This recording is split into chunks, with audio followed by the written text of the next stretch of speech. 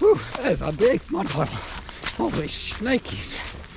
Oh, wet feet, wet feet. Should have wore some Gore-Tex. Oh well.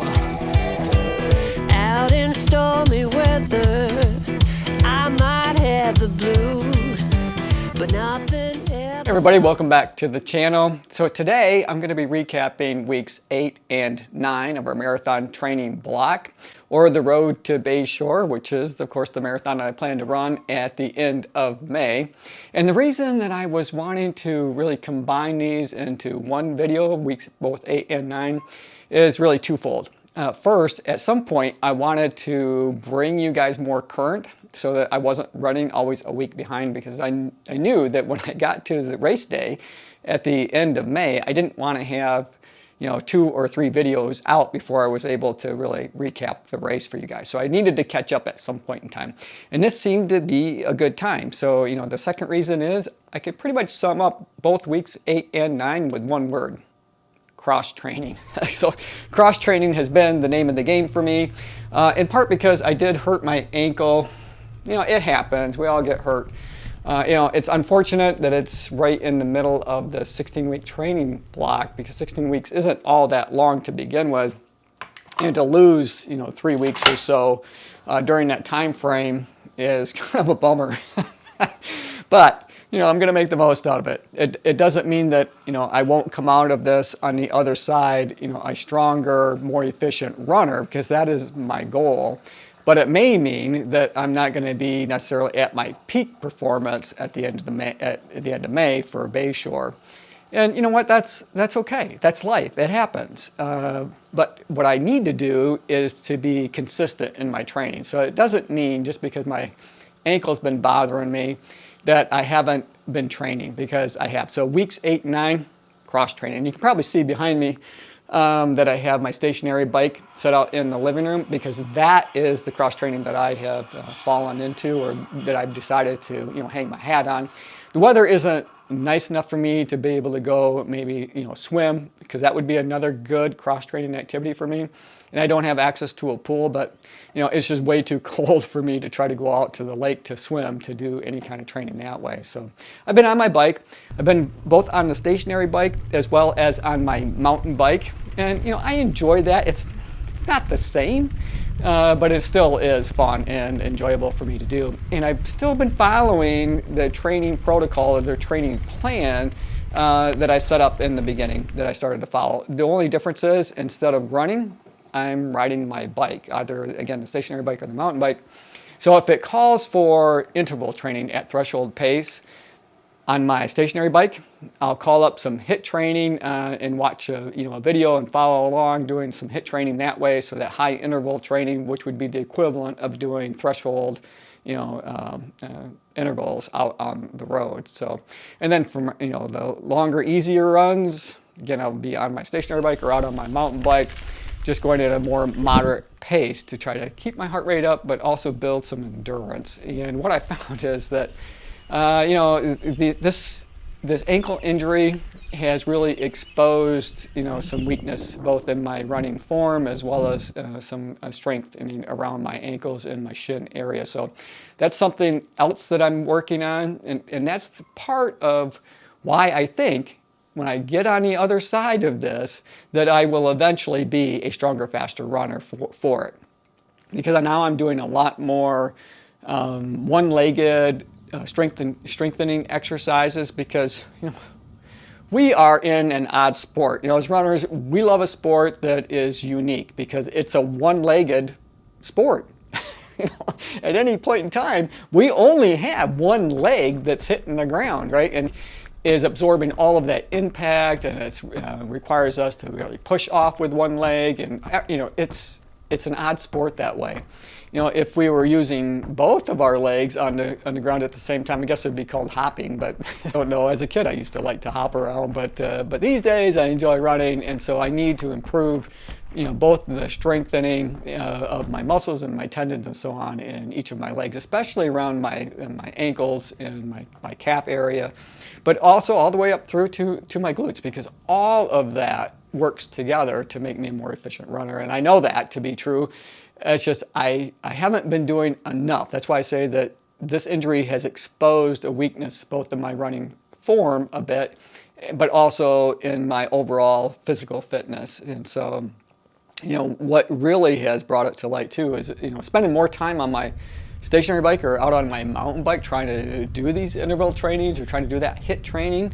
My legs are so tired, way more than they are when I'm out running. So I found that to be a bit unusual. But what issue is that, I'm trying to get my heart rate up when I'm trying to do the interval training and trying to get to that VO2 max level.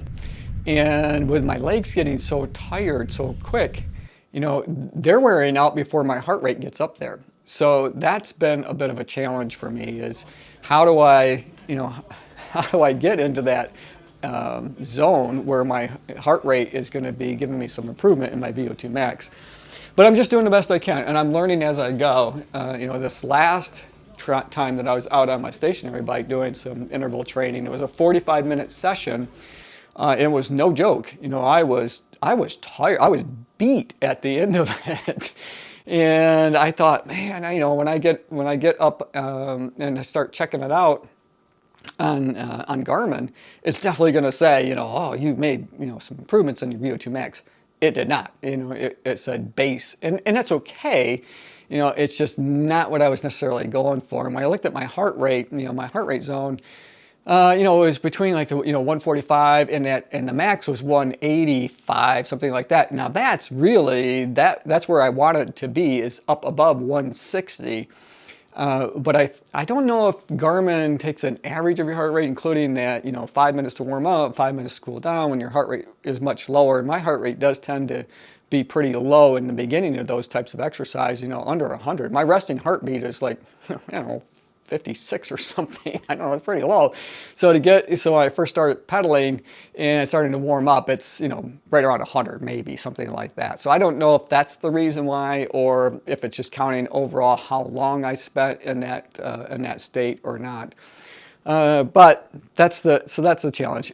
But for me, it's going to be just consistency. I'm going to keep at it, keep doing all of the workouts that Garmin is asking me to do. It's just I'm substituting, being on my stationary bike as opposed to actually being out running. And again, I'm probably not going to be at my peak run performance come marathon day, but hopefully I will be meeting both of the goals that I set when I started this, and that was to complete it, but also to be healthy.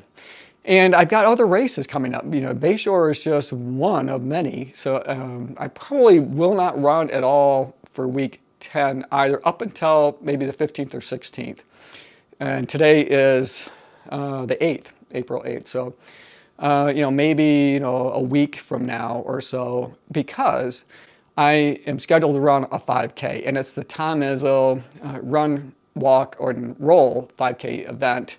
It's their legacy race. It's a charity event. This will be the third time that they've held the event. And the first two times, I took first in my age group. So there's a little bit of pride at stake. I really wanted to go out and race it and try to maintain my title, I guess, or stay at that rate, because that would be pretty cool if I could, take first in my age group in that Masters Run division, at least for a while. And I'm happy I was able to do it the first two times. But if I can't, that's okay, but I at least want to run it, even if I can't race it. The difference being, if I run it, I'm still going to have a lot of fun, and I will probably take my GoPro and be a little more casual and, stick at that 9-minute mile pace or something like that, and kind of talk and narrate through it and kind of show a little bit of the campus. And so I think it could be a lot of fun to do. But it's not quite the same as getting that first place gold medal at the end of the race. Or I think the first time that I ran it, I got a whiskey glass, and it has the Izzo written across it, and it has the basketball symbol. So that's pretty cool, and I'm really proud of that. So on those occasions when I can break out the maker's mark and a couple of ice cubes, maybe that's the glass I would use to indulge a little that way. So that's kind of where I'm at. So next week, for week 10, when I post that, it's likely going to be cross training and more cross training. But hopefully by the 15th or 16th, I'll be able to get back out and run that 5K that I want to run, and have some fun with it, even if I can't race it.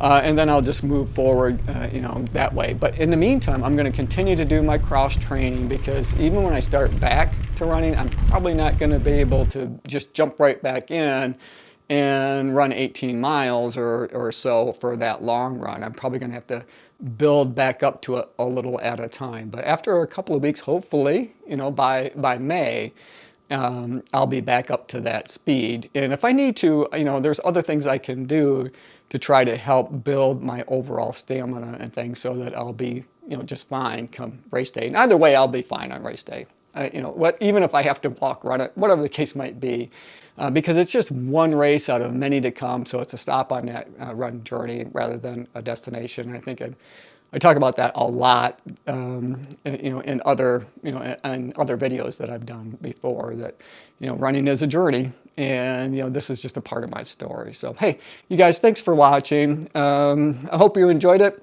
I certainly enjoyed bringing you guys up to speed with where I'm at. And, feel free to share your experiences in the comment section below, because I always like to keep the story going and keep the conversation moving forward. As always, run tall, run strong, be kind to one another. Thanks for watching, and we'll see you next time right here on Run Tall with Tim.